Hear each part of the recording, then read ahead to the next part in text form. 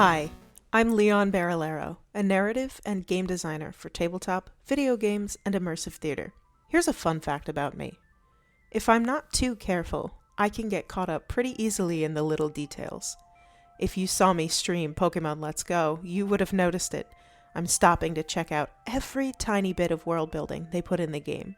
Posters, items left out on tables, Pokémon walking animations, every little detail that adds flavor and context to the Pokémon world makes it that much more delightful, and that much more real to me. I was always into those tiny details, even as a kid. And in 1999, for kids like me, Nintendo made a game called Pokémon Snap. But Fate didn't want me to have it. Fate had other plans. This is the story of how I learned my first game design lesson, broke a curse, and fell in love with 90s kids' most beloved franchise all over again.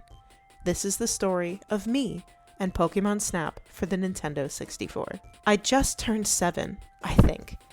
I'd played Nintendo games at my friends' houses, but I didn't have a console of my own. That is, until I unwrapped the Pokémon Stadium Nintendo 64 bundle for my birthday. That alone was enough for my 7-year-old heart to handle, but my parents had one more surprise in store. They were going to take me to the Walmart where I could pick out a second game. I already knew which one I wanted too. I'd played a level of Pokémon Snap at my friend's house, and I was instantly obsessed. The premise of the game is this. Professor Oak sends you, Todd Snap, out into the wilderness with nothing but a camera and a high-tech, self-driving car.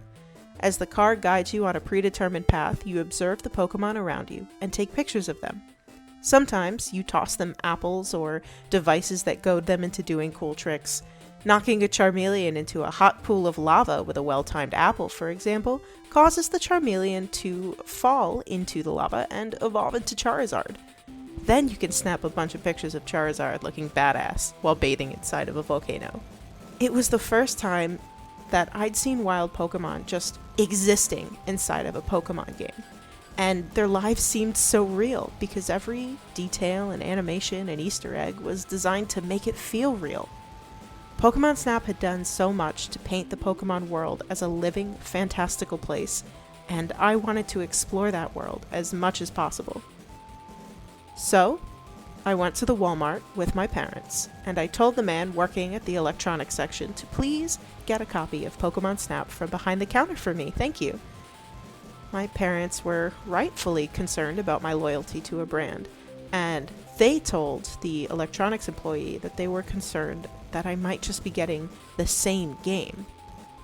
You see, I already had Pokémon Stadium, and they wanted to make sure that I was getting a different experience, especially if they were going to be paying for it.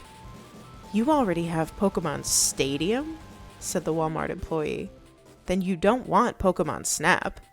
I mean, you can already take pictures of your Pokémon in Pokémon Stadium."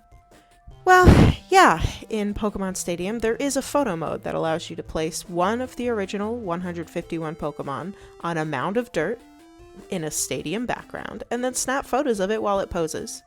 But there's no movement, no challenge.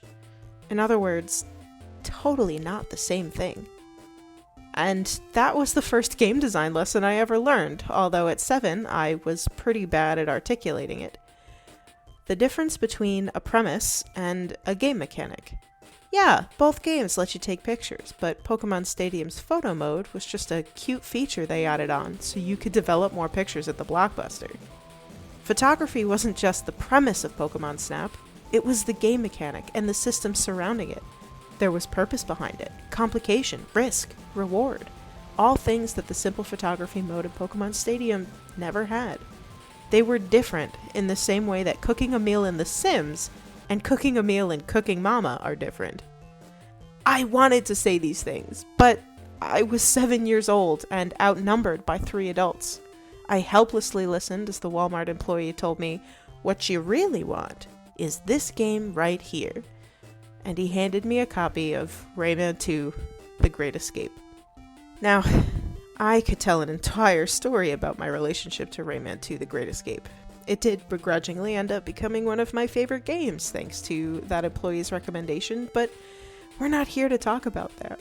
We're here to talk about how after I left the Walmart dejected and without my game that I wanted, for the next 9 years, I was cursed to never own a copy of Pokémon Snap. A year or so after this escapade in Walmart, the Nintendo 64 began to disappear from shelves because Nintendo's new console, the GameCube, was replacing it. I couldn't even rent the game anymore because the Blockbuster had gone out of business.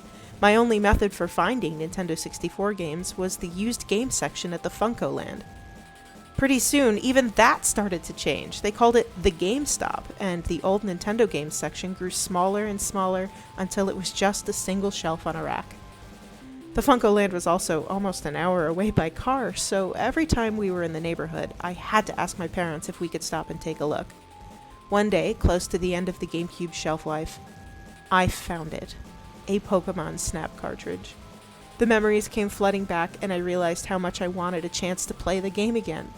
And would you believe it, they had it on sale for $5. But I forgot my allowance, and my parents wouldn't loan me the money. I'm sure there must have been a lesson in personal responsibility in there somewhere, but at the time my 11-year-old self wouldn't hear it.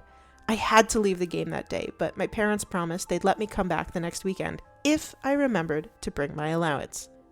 But the next weekend, the game was no longer there. Someone had bought it. Heartbroken and empty-handed, I returned home to one missed call from my best friend. In the call, she said, "Hey, you'll never guess what my big brother found at the GameStop today for $5. I'd missed it. By minutes. Soon after that, the Nintendo Wii arrived in stores, and GameStop cleared out the Nintendo 64 section. I never saw another Pokémon Snap cartridge in the store again. When the Wii released Pokémon Snap as part of its Virtual Console program, I bought it. Purchased one of those points cards and redeemed it online and bought the game. But midway through downloading it, the power in my house shut off. And when I turned the Wii back on after I got my power back and I reconnected it to the internet, the points were gone and the game was never downloaded.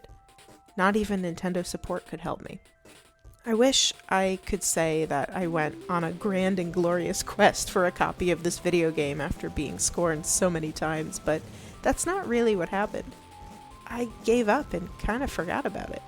Until in 2009, I went to a thrift store, and there it was. Sitting still, unopened, in the box, with all the stickers and game manuals and everything still intact, for $10.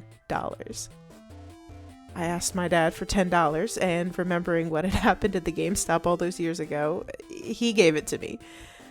And the curse was finally broken. That day I went home, I tore the box open, I stuck the stickers on everything I owned, I played the game over and over and over again, and I don't regret a second of it. My favorite level in Pokémon Snap is the tunnel, which houses a long-abandoned power plant that has been reclaimed by the electric Pokémon who live there. Electrodes roll past, exploding if they bump into you. Kakuna drop down from the ceiling and onto your car. You can lure all 3 Magnemite together to make them evolve into a Magneton. But the best part about the tunnel, to me, is how you can change not just the subject of your photos, but the backdrop. If you can make Zapdos appear, its electric attacks light up the whole power plant. This kind of cause and effect, where the Pokemon and the world they live in change and are changed by each other, was a kind of magic to me. And here's the funny part. The game's connection to the Pokemon world wasn't always part of the plan. Back in the 90s, when Mr. Miyamoto and Mr. Iwata were working on it, the game was called the Jack and the Beanstalk Project. They knew that it was going to be a game about taking photographs, but something about that game wasn't quite clicking. Mr. Iwata realized that what was just as important as the photography mechanics was what people would be using them for. In other words, he was stuck on what people would take pictures of. Then it hit him. They would take pictures of Pokemon. This game is such a perfect combination of game world and gameplay. You can't have one without the other. Mr. Iwata knew it in the 90s. I knew it in the 2000s when I was trying to buy it at Walmart. If you've only got the world, then you got Pokemon Stadium. If you've only got the gameplay, you have Jack and the Beanstalk. Whatever that would have been. I don't get to tell stories like my Pokemon Snap curse story anymore, because now I'm an adult who budgets for video games. So if I want one, all I have to do usually is buy it. And you can buy games online, and the internet helps us find things that we might not be able to find locally, unless, of course, those things are old and very expensive. Case in point, new Pokemon Snap came out this year, and I had no problem getting it. It was an awesome game, and in my opinion, it captured the spirit of the original very well. But there's something to be said about those old stories of acquiring those games in your childhood. Sometimes I feel like that adventure made everything that I did while playing the game that much sweeter. Thank you for listening, and happy gaming!